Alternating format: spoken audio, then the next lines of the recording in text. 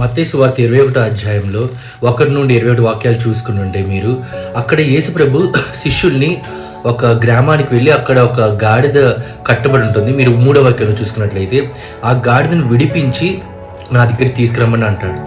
ఈరోజు మన జీవితంలో కూడా మనం కట్టబడి ఉంటాం ఒక చోట, మనల్ని ఎవరూ రక్షించలేరు. గాడిదంటే అర్థం ఏంటి? బరువును మోసేది. తనకంటూ ఒక జీవితం ఏమి ఉండదు, బరువును మోస్తూనే ఉంటుంది. అలాంటి గాడిదని ఓన్లీ దానికోసం ఉపయోగిస్తారు. ఈరోజు మన జీవితాల్లో మనం కూడా అలా కట్టబడి ఉన్నాం. కుటుంబాలకు కట్టబడి ఉన్నాం, లేకపోతే మోసాలకు కట్టబడి ఉన్నాం, బాధ్యతలకు కట్టబడి ఉన్నాం.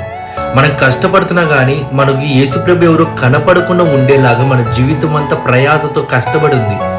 అందుకని యేసుప్రభు చెప్తున్నాడు, ప్రయాసపడి భారమై సమస్త జనాలను నా అద్దెకు రండి అని. ఈరోజు మన ప్రయాసని విడదీయాలంటే అది యేసుప్రభుకి మాత్రమే సాధ్యం. ఆయన మాత్రమే మన ప్రయాసం విడదీయగలడు. ఎందుకంటే మనుషులు మనకి ఇంకా బరువును పెంచుతారు, కానీ దేవుడు ఒక్కడే బరువుని తీయగలడు.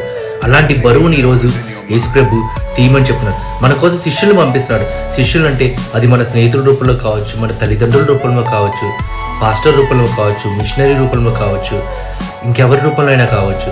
ఈరోజు అలా విడిపించాలని యేసుప్రభు నిర్ణయించుకొని మన దగ్గరికి వస్తున్నప్పుడు మీరు ఆ గాడిద ఎలాగైతే మౌనంగా ఉందో ఈరోజు మనం మౌనంగా ఉండి సరే అని ఉన్నాము.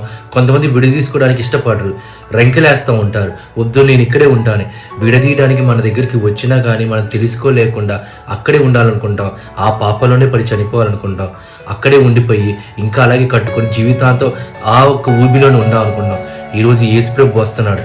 ఎలాగైతే 38 సంవత్సరాల నుండి ఒక అతను బాధపడుతున్నాడో నడవలేక అతన్ని నడిపించినట్టు అతన్ని ఆ మందిరం నుండి బయటికి తీసుకొచ్చి, ఆ కొన్నిటి నుండి బయటికి తీసుకొచ్చి రక్షించాలనుకొని ఎలాగైతే యేసుప్రభు వెళ్ళాడో, ఈరోజు ఎన్ని సంవత్సరాలు నువ్వు కట్టబడి ఉన్నావో తెలియదు, ఎన్ని సంవత్సరాలు నువ్వు అనారోగ్యంతో ఉన్నావో తెలియదు, ఎన్ని సంవత్సరాలు నువ్వు బాధలతో ఉన్నావో తెలియదు, కానీ ఈ క్షణం యేసుప్రభు నిన్ను విడిపించడానికి వస్తున్నాడు.